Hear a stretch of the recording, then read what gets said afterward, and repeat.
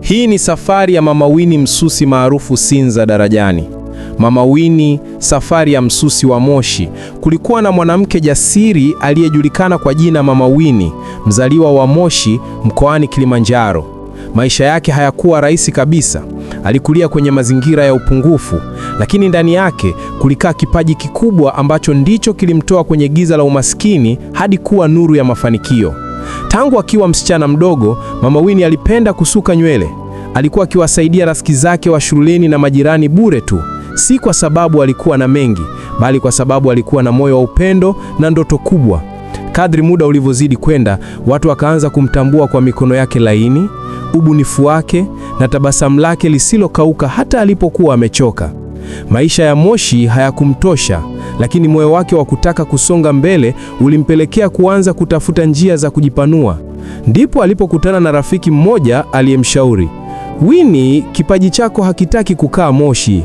Nenda Dar es Salaam, huko ndiko nyota yako itanaa." Kwa ujasiri, bila kujali hofu wala changamoto, Mama Winnie alipanda basi kuelekea Dar es Salaam.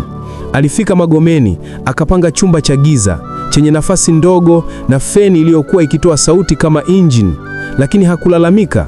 Kila siku aliamka mapema, akachukua vifaa vyake vya ususi na kuanza kutafuta wateja mitaani. Kila mtu aliyepita mikononi mwake alirudi tena, kwa sababu Mama Winnie hakuwa anasuka tu, alikuwa anagusa maisha ya watu kwa upendo na ubora.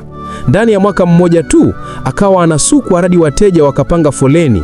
Kwa juhudi na nidhamu akaweza kununua nyumba eneo la Sinza Darajani, nyumba aliyokuwa ikiiona tu kwa ndoto.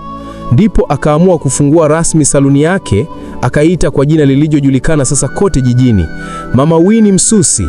Baada ya muda akaisajili saluni yake kwenye Instagram na TikTok, ambapo alipata wafuasi wengi waliovutiwa na kazi zake safi, mitindo mipya na tabasamu lake la kipekee.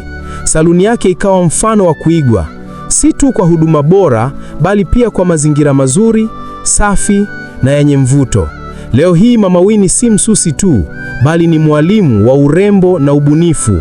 Ameajiri wasusi kadhaa, anawafundisha, anawaongeza maarifa na kuwahamasisha kupambana kama yeye. Ni mfano hai wa msemo, ukijiamini, ukijituma na ukawa na moyo wa kutokata tamaa, hakuna kinachoshindikana. Simulizi hii imeandikwa Chidi au King Love TZ kwa YouTube.